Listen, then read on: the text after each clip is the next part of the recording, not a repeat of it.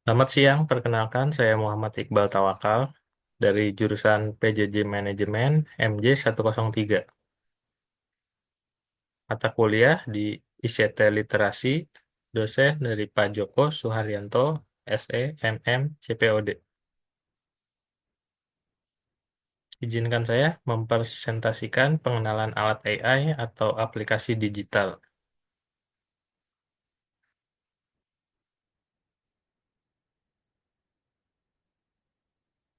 Pengenalan alat AI atau aplikasi digital adalah teknologi yang memungkinkan komputer untuk melakukan tugas-tugas yang biasanya dilakukan oleh manusia, seperti memecahkan masalah, membuat keputusan, dan belajar dari pengalaman. Salah satu contoh AI yang sangat berguna adalah ChatGPT, sebuah model bahasa besar yang dilatih oleh OpenAI. ChatGPT adalah bagian dari teknologi Artificial Intelligence atau AI yang dapat melakukan interaksi percakapan dengan pengguna melalui device komputer, bahkan handphone. Jika Anda pernah menggunakan chatbot, maka layanan ini sama persis dengan ChatGPT. Biasanya ada beberapa tugas yang dilakukan, antara lain dapat memecahkan sebuah masalah, menciptakan brainstorming untuk kepentingan bisnis, menjawab berbagai pertanyaan dari beberapa kategori, dan masih banyak lagi. Cara menggunakan ChatGPT: melakukan akses platform yang menyediakan layanan chatbot seperti OpenAI yang tersedia pada website atau aplikasi. Setelah berhasil menemukan platform layanan tersebut, bisa langsung saja mengajukan pertanyaan dengan mengetikkan teks atau menggunakan suara untuk memberikan pertanyaan secara lisan. ChatGPT akan menerima pertanyaan yang telah diajukan, kemudian ia akan melakukan identifikasi pertanyaan dan mencari jawaban yang sesuai dari teks yang telah dilatih. Setelah menemukan jawaban yang sesuai, ChatGPT akan menyesuaikan jawaban tersebut agar sesuai dengan pertanyaan yang diajukan pengguna. Jawaban ini akan sampai ke pengguna jika telah selesai dengan permintaan pengguna, baik dalam bentuk teks atau suara. Cara kerja ChatGPT. ChatGPT bekerja dengan cara memanfaatkan teknologi pemrosesan bahasa alami atau NLP yang canggih untuk memahami pertanyaan yang diajukan pengguna dan memberikan tanggapan yang tepat dan akurat. Untuk memberikan tanggapan yang tepat, ChatGPT pertama-tama akan mengidentifikasi pertanyaan yang diajukan pengguna dengan mencari jawaban yang sesuai dari teks yang telah dilatih. Setelah menemukan jawaban yang sesuai, ChatGPT akan menyesuaikan jawaban tersebut agar sesuai dengan pertanyaan yang diajukan pengguna. Selain itu, ChatGPT juga dapat memperluas percakapan dengan memulai topik baru secara otomatis, sehingga pengguna dapat terus berinteraksi dengan ChatGPT dalam waktu yang lebih lama. Cara kerja ChatGPT adalah dengan menggunakan teknologi NLP yang canggih untuk memahami teks dan menjawab pertanyaan pengguna. Membuat esai. Fungsi ChatGPT dalam membuat esai cukup kompleks. Teknologi bisa membantu pengguna untuk menemukan ide esai. Pengguna hanya perlu memasukkan topik tugas serta beberapa detail yang dibutuhkan. Setelah itu, ChatGPT akan bekerja sebagaimana yang diinput, membantu merencanakan aplikasi. Menariknya, ChatGPT ternyata dapat membantu pengguna untuk merencanakan aplikasi baru. Pengguna dapat memulai dengan merencanakan aplikasi apa yang ingin dibuat, kemudian menentukan bagaimana antarmuka aplikasi tersebut. Menulis coding.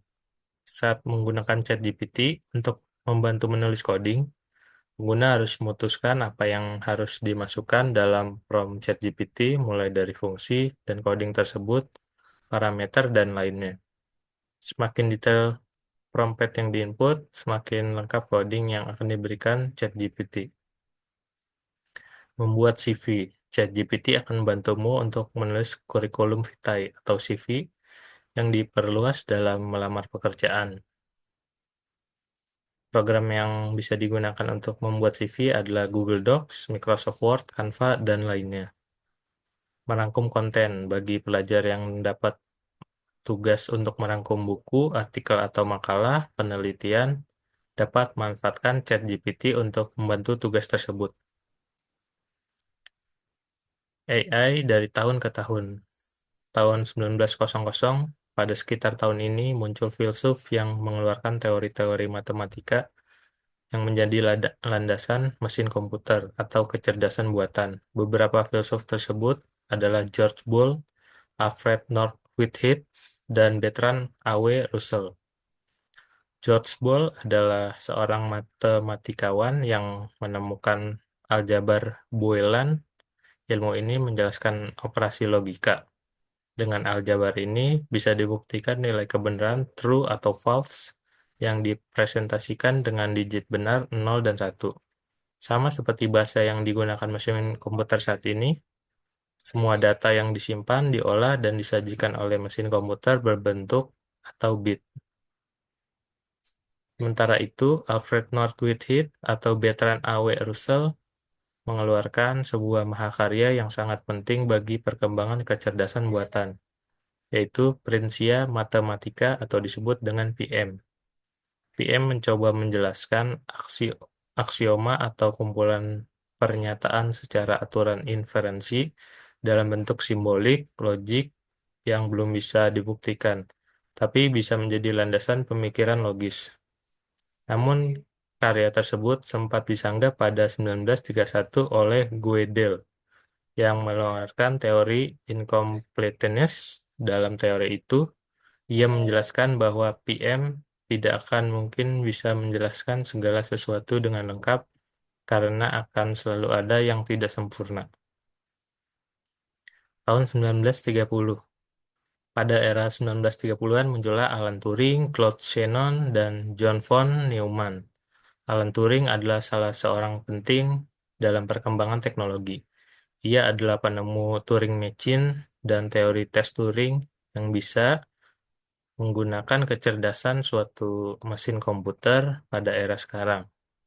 Tes Turing dapat kita lihat pengaplikasiannya dalam fitur CAPTCHA.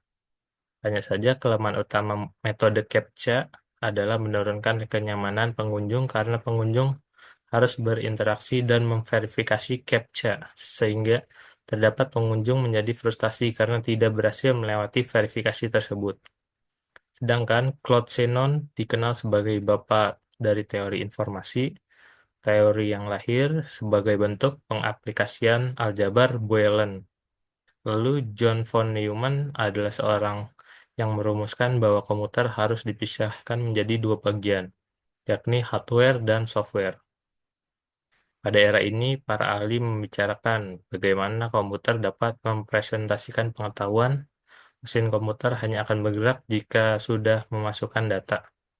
Para ahli memperdebatkan bagaimana cara memasukkan data-data tersebut ke dalam mesin agar mesin dapat belajar. Tahun 1950. Perlu diingat, masuki tahun era 1950-an, dunia sudah memiliki komputer digital. Komputer muncul pertama kali 1946 sesudah Perang Dunia II. Awalnya komputer diciptakan di Amerika untuk keperluan perang, namun karena sudah berakhir, mesin komputer tersebut digunakan untuk Departemen Statistik untuk mengolah data demi kepentingan negara. Masuki era 1950-an, muncullah John McCarthy, Marvin Lee Minsky, Herbert Alexander Simon, Alan Newell, dan Edward Albert Feigenbaum yang mulai merumuskan istilah AI. AI muncul pertama kali pada 1956 di pertemuan di Dartmouth. Kontribusi lainnya yang membawa perkembangan bagi komputer adalah bahasa LISP atau Lisp Processing yang merupakan bahasa pemrograman tingkat tinggi klasik. Lalu ada juga Semantic Network and Frame, Expert System, serta General Problem Solver. Tahun 1980. Era ini dikenal juga sebagai Second Wave of AI. Para ahli yang berkontribusi dalam era ini adalah David Rummenigge, John Holland, Lawrence Vogel, Ingo Rexberg, dan John Koza. Hasil penemuan mutakhir di era ini adalah sebagai berikut.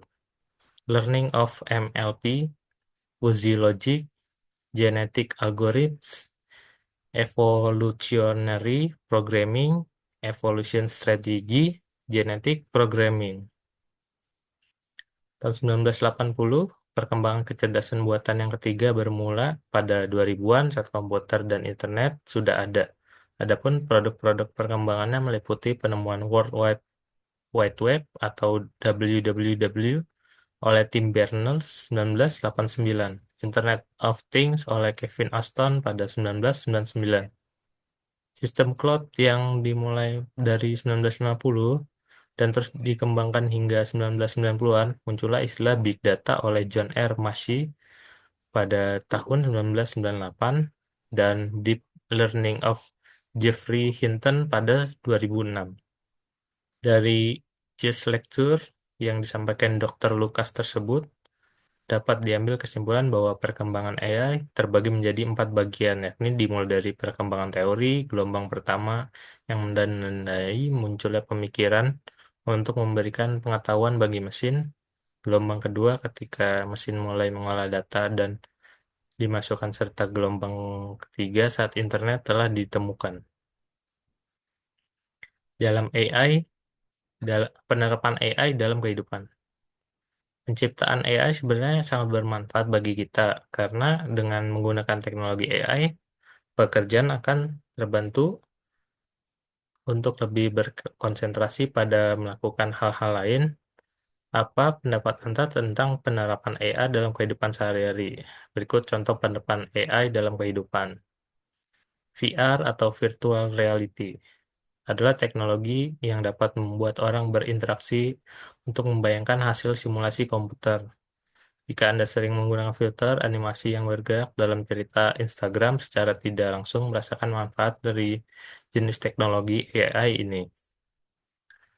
Smart car, ketika saya mendengar istilah mobil cerdas, saya yakin bahwa salah satu hal yang kalian pikirkan adalah mobil yang dapat dikendarai secara otomatis atau autopilot. Mobil telah dilengkapi dengan AI atau chip kecerdasan buatan yang dapat menyebabkan mobil menjalankan beberapa sensor. AI juga memproses sensor dalam model data yang digunakan untuk menjalankan sistem radar untuk karakteristik autopilot. Chatbot adalah program komputer yang menyimulasikan percakapan manusia melalui perintah, suara, obrolan, atau keduanya. Chatbot sebenarnya telah banyak digunakan di situs atau aplikasi yang membutuhkan fungsi layanan pelanggan dengan layanan dan layanan informasi 24 jam. Algoritma pencarian prediktif Google. Google telah menggunakan teknologi AI untuk memberikan rekomendasi konten, membaca, dan situs hiburan yang cocok untuk selera. Saat Anda melakukan pencarian Google, Anda pasti akan melihat beberapa istilah pencarian yang relevan yang mengisi bidang pencarian secara otomatis. Kelebihan AI, salah satu keuntungan signifikan dari AI adalah kemampuan untuk mengotomatisasi tugas-tugas, membebaskan sumber daya manusia untuk fokus upaya lebih kompleks dan kreatif.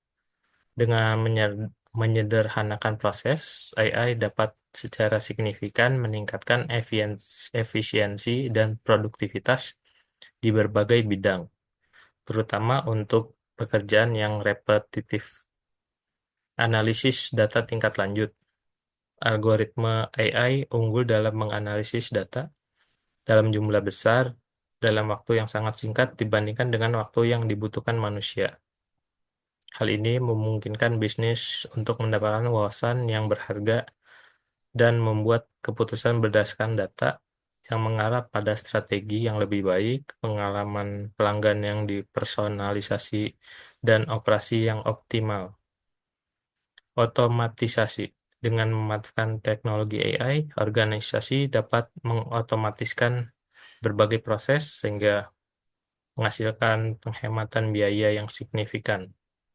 Mengutip artikel yang dipublikasikan di LinkedIn, kemudian AI untuk mengotomatisasi berbagai tugas saat ini dilakukan oleh manusia adalah salah satu manfaat utamanya.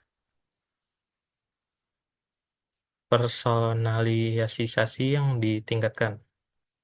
AI memiliki kemampuan untuk menganalisis preferensi, perilaku, dan data historis pengguna. memungkinkan bisnis untuk menawarkan pengalaman dan rekomendasi yang dipersonalisasi. Inovasi-inovasi baru kecerdasan buatan AI memiliki potensi untuk mendorong dan berkontribusi pada penciptaan inovasi baru dalam berbagai cara.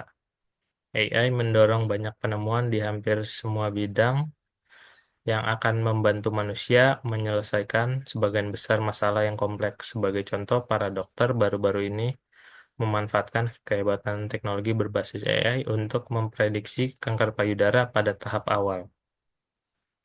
Kelemahan AI berdampak pada pengangguran. Meskipun AI membawa otomatisasi yang efisiensi, AI juga menimbulkan kekhawatiran tentang perpindahan pekerjaan. Tugas-tugas tertentu yang sebelumnya dilakukan oleh manusia sekarang dapat dilakukan oleh AI, yang berpotensi menyebabkan pengangguran dan gangguan sosial. Risiko keamanan dan privasi. AI sangat bergantung pada data, dan pengumpulan serta pemanfaatan informasi pribadi menimbulkan kekhawatiran tentang keamanan dan privasi. Sistem AI harus dirancang dengan langkah-langkah keamanan yang kuat untuk melindungi data sensitif dari akses dan tidak sah dan pelanggaran.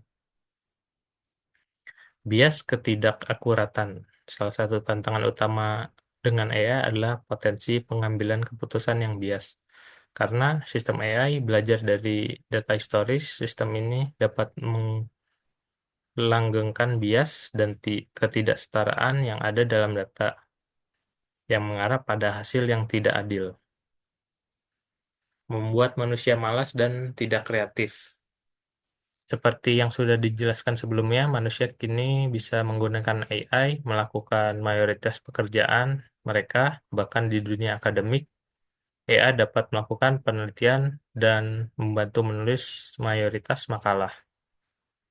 Karena manusia bisa menggunakan AI untuk berpikir, keterangan-keterangan penting yang harus dimiliki manusia seperti kritik kritis, kreatif, pemecah masalah, pengambilan keputusan akan jarang digunakan. Tidak bisa sepenuhnya meniru manusia, meskipun AI dapat memproses data dalam jumlah besar dan melakukan perhitungan yang rumit. AI tidak memiliki penilaian intuisi dan kreativitas manusia. Proses pengambilan keputusan tertentu membutuhkan pemahaman kontekstual, kecerdasan emosional, dan pertimbangan etika yang sulit ditiru oleh AI. Sentuhan manusia sangat penting dalam bidang-bidang seperti seni, inovasi, dan pengasuhan, di mana empati dan penilaian subjektif memainkan peran penting di berbagai sektor. Terima kasih, sekian dari saya. Selamat siang.